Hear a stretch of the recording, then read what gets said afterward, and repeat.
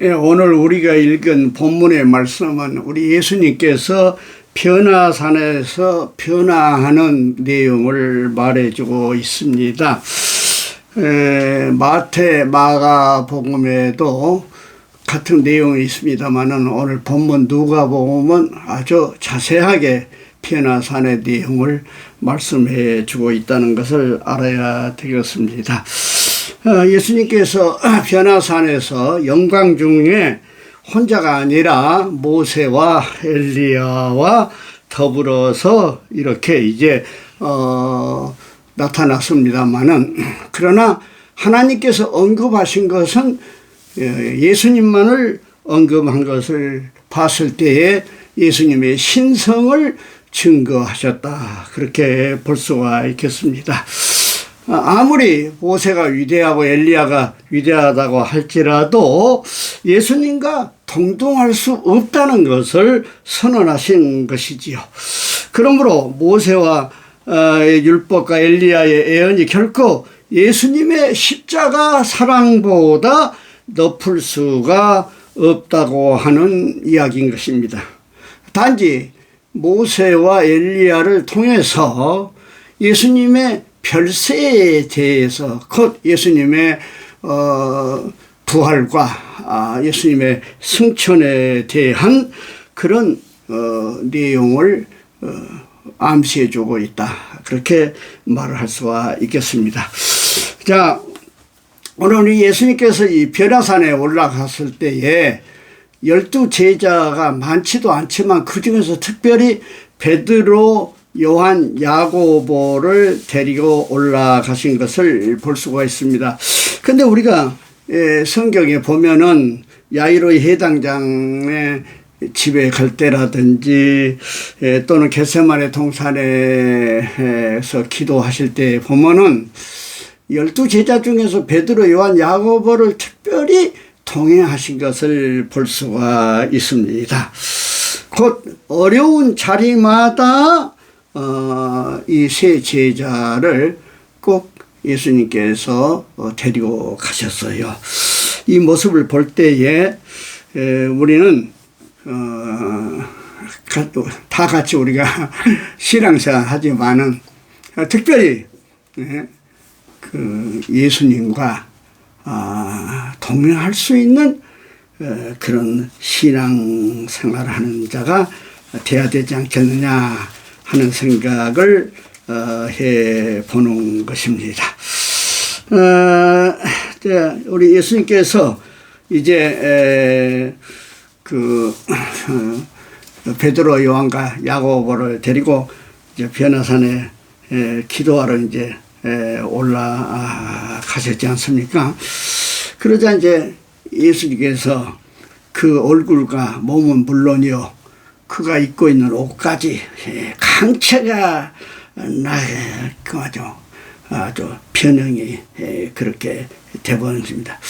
그런데 뭐 제자들이 그 모습을 보고 너무 황홀한 거예요. 또 두렵기도 한 거예요. 그래서 오늘 성경에 보면은 그 베드로가 제정신이 아니었다, 그렇게 이야기를 하고 있습니다만은 베드로가 그런 이야기를 합니다. 주님, 여기가 너무 좋습니다. 여기다 초막셋을 짓겠습니다. 하나는 예수님 위해서, 하나는 모세를, 하나는 엘리야를 위해서 초막셋을 짓겠으니 여기서 그냥 이렇게 살면 좋겠습니다, 그렇게 이야기를 하지요. 일찍이 이제 프로이드라는 그 심리학자가, 정신심리학자가 그런 이야기 했잖아요.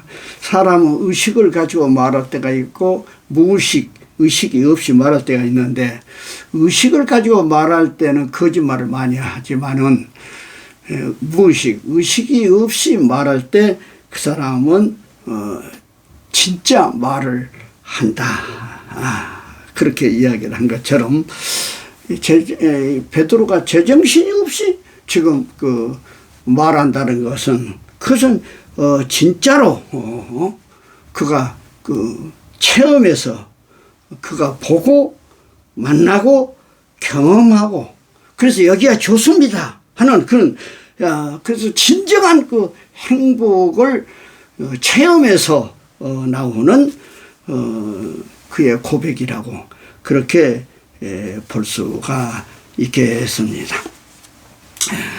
사실 베드로는 그 장소에서 떠나고 싶지 않았어요. 그래서 이제 그렇게 이야기를 한 것 아니겠습니까? 오늘 우리는 어떤 고백을 하고 살아갑니까?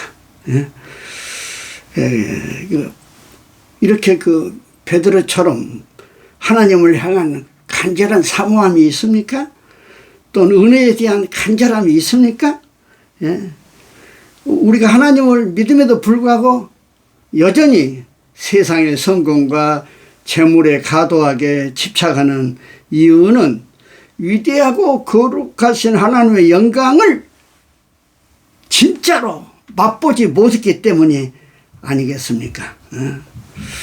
우리가 아다시피 욥은 한순간에 모든 것을 다 잃어버렸지만은 하나님께 회개하고 그가 고백할 수 있었던 것은 그 욥은 세상을 창조하신 하나님의 영광을 경험했기 때문에 그런 것입니다. 마찬가지로 우리가 하나님의 영광을 정말 베드로처럼 말이라 정말로 경험할 때에 사도 바울처럼 말입니다. 세상의 모든 것을 배설물로 여길 수가 있다. 그렇게 볼 수가 있겠습니다. 자, 그러고 있는데 갑자기 모세와 엘리야는 오고간 데 없이 사라져 버리고 오직 예수님만 보였다고 그러는데 그러자 하늘에서 구름이 이렇게 덮였다고 그랬습니다. 하늘과 구름은 하나님의 현현을 의미한 것입니다. 우리가 아다시피 출애굽기 24장 16절에 보면 모세도 구름 속에서 들려오는 하나님의 음성을 들었고 예수님도 세례받을 때 하나님의 음성을 하늘로부터 들었고 오늘 본문도 마찬가지로 변화산 위에 구름에서 하나님의 음성이 들렸다고 하는 것입니다. 네. 그렇습니다. 이렇게 하나님께서 선택받는 제자들에게 친히 예수님에 대하여 구름 속에서 하나님의 말씀을 해 주신 것입니다. 예. 구약의 모세처럼 하나님의 영광으로 하여 빛나는 모습, 율법과 예언을 상징하는 모세와 엘리야의 등장 후에 들려오는 하나님의 음성은 세 명의 제자에게 자신이 따르는 예수님이 어떤 분인지를 확실하게 깨닫게 해 준 것입니다. 특히 모세와 엘리야의 등장은 예수님의 부활과 승천에 대한 암시임을 알 수가 있는 것입니다. 내가 서론에서 말씀을 드렸습니다만 사실 모세와 엘리야는 출애굽기 19장이나 열왕기상 19장을 보면은 시내 산에서 호렙산이라도 이야기합니다만 하나님의 계시를 받은 사람들이죠. 그 위대한 하나님의 종들이죠. 그런데 그 결과는 어땠습니까? 모세는 벳부을 맞은편 모압 땅에 있는 골짜기에서 장사가 되었습니다만은 그가 묻힌 곳을 아무도 모릅니다. 그의 무덤이 없다 그 말입니다. 예. 엘리야는 어쩝니까? 살아있는 상태에서 해오리 바람에 의해서 하늘로 올라간 거 아니겠습니까? 예. 하나님께 똑같은 장소에서 계시를 받았던 두 사람의 죽음은 불무명합니다. 마찬가지로 구름 속 음성을 통하여 하나님의 계시를 받는 예수님은 어땠습니까? 죽으셨지만 부활하셨습니다. 그것도 모자라서 하늘로 승천하신 것입니다. 예. 이렇게 오늘 성경은 공통점을 가지고 있는 모세, 엘리야를 등장시키면서 하나님의 선택을 선포하며 그 죽음까지 예고하신다, 그 말씀입니다. 네.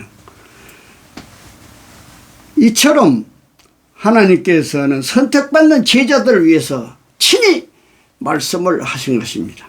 제자들에게 구름 속 음성에 말씀하신 것처럼 제자된 우리에게 성경 말씀을 통해서 하나님은 말씀해 주고 계십니다. 우리는 하나님의 말씀에 얼마나 귀를 기울이고 있습니까? 계시된 말씀을 읽지 않고서는 그 누구도 하나님께 대해서 온전하게 알 수가 없는 것입니다. 말씀에 기초하지 않는 하나님에 대한 지식과 믿음은 온전하지 못하며 불완전합니다. 말씀 없이 형성된 하나님에 대한 지식은 불완전하기 때문에 쉽게 이단에 빠지게 됩니다. 나는 성경을 통하여 얼마나 하나님에 대하여 알고 있는가? 이제 우리는 말씀으로 돌아가야 될 줄로 믿습니다. 예. 그래서 탕자였던 어거스틴도 로마서 13장 13절에서 14절 말씀, 낮에와 같이 단정히 행하고 방탕과 술 취하지 말고 음탕과 호색하지 말고 정투와 시기하지 말고 오직 주 예수 그리스도로 옷 입고 정욕을 위하여 육신의 일을 동하지 말고, 이 말씀으로 인해서 그는 성자로 바꿔줬지 않습니까? 네. 네.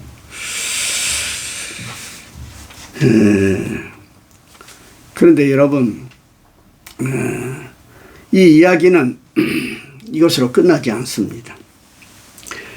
산은 정상만 있는 것이 아니고 산 아래도 있지 않습니까?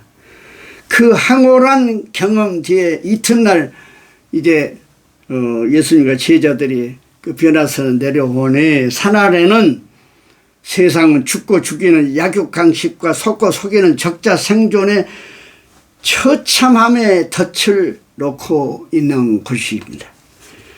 신앙체험을 한 많은 사람들이 세상 삶이 고달파 다시 산으로 올라가서 거기서 살면 되지 않느냐, 이렇게 말할 수 있을는지 모르겠습니다. 그러나 그건 아니지요. 산은 사람이 산 것이 아닙니다.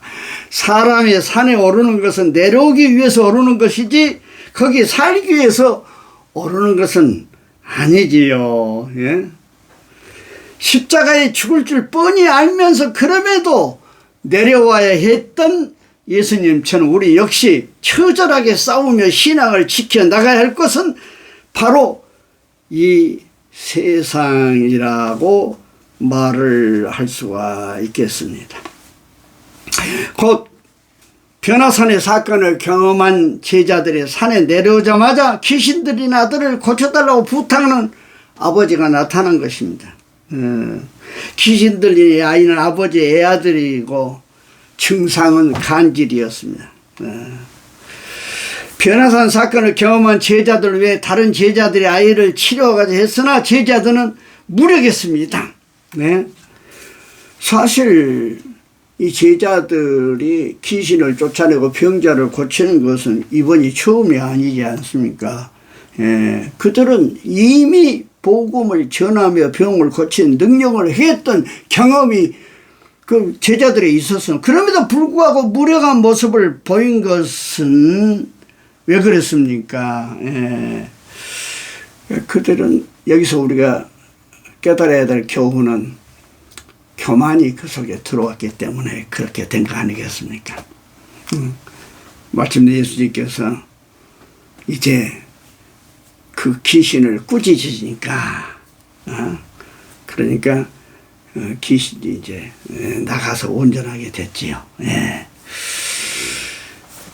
예수님께서 이제 그 제자들을 보고 뭐라고 했습니까? 기도 외에는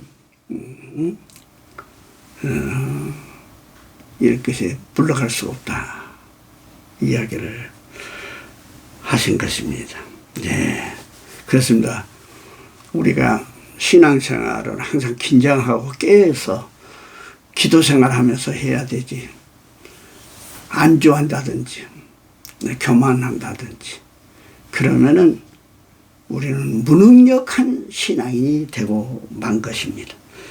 그래서 신앙생활은 양치질과 같다고 그렇게 이야기합니다. 양치질 한 번 하고 뭡니까? 양치질은 아침에도 하고 낮에도 하고 저녁에도 해야 이가 건강할 수 있습니다. 충치도 먹지 않지 않습니까? 예? 썩지도 않습니다. 예?